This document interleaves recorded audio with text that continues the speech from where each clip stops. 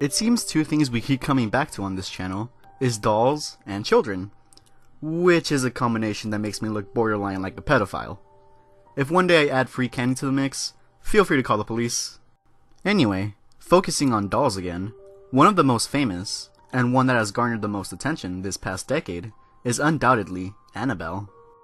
For those that have been locked away in a basement for the past 5 years, or never heard of the Conjuring universe, Annabelle, and the demon that accompanied it, were the main antagonists of the first 5 minutes of the first Conjuring movie, Annabelle and Annabelle Creation.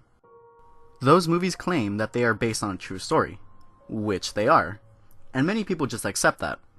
However, not many understand, or know rather, the actual story of Annabelle.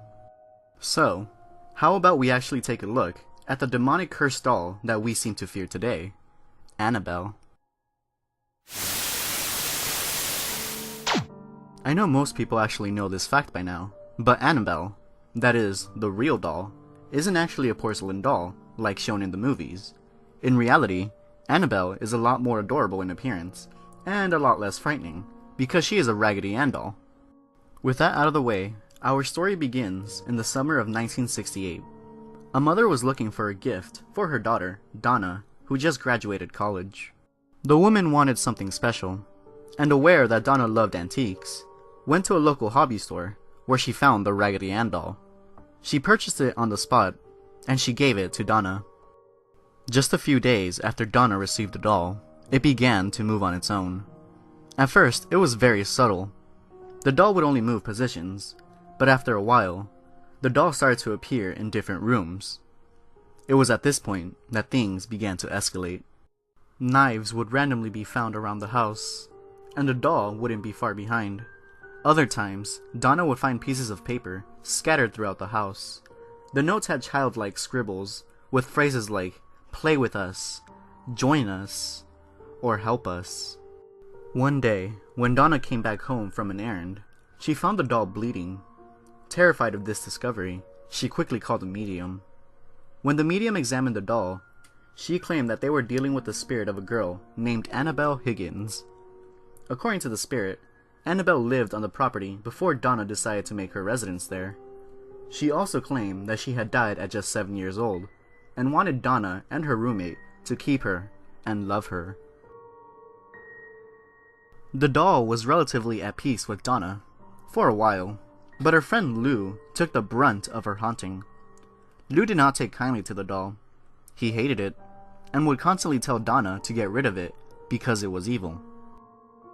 When he would stay over, he once claimed to have seen the doll at the edge of his bed, just staring at him. When he sat upright to get a better look, it floated up and began to strangle him. He blacked out and didn't wake up until the following morning. 1 week after that incident, Lou would be attacked once again. When Lou came to the home, he saw that it was a mess. Furniture was tossed around, there were claw marks on the walls, and everything was just a big mess. Naturally, Lou presumed someone broke into Donna's apartment. However, the door didn't seem to be tampered with, the windows were closed, and nothing had been stolen. As he made his way through the apartment, he stumbled into Donna's room, which was left untouched. Eerily enough, Annabelle was sitting perfectly in the middle of the room. He turned around to keep looking through the apartment, and the moment he did, he felt a burning sensation on his back. He reeled back in pain, and when Donna got a look at his back, they realized that he had 7 different scratches along his spine. Out of fear, Donna decided to ask for help. She went to a local church to ask for help from the priests, where she was quickly pointed towards the Warrens. When Donna got into contact with Ed and Lorraine Warren, they held an investigation that led to some unsavory results. Just as a side note, if you don't know who Ed and Lorraine Warren are, they are renowned demonologists who dealt with many cases over the years, and arguably their most famous case is that of Annabelle. Anyway, the Warrens concluded that the spirit of a little girl was not attached to the doll at all. They affirmed that the doll was nothing more than a conduit for some demonic entity.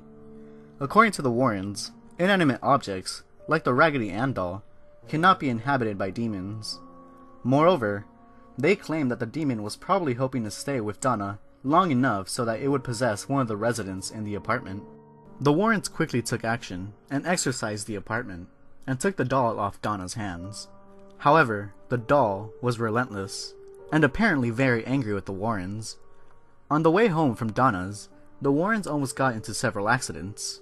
Moreover, their brakes ended up not working at times, and at one point the car just stopped functioning. Deciding he had enough of the demon's tantrum, Ed splashed the doll with some holy water, and everything actually went back to normal. At least for a while.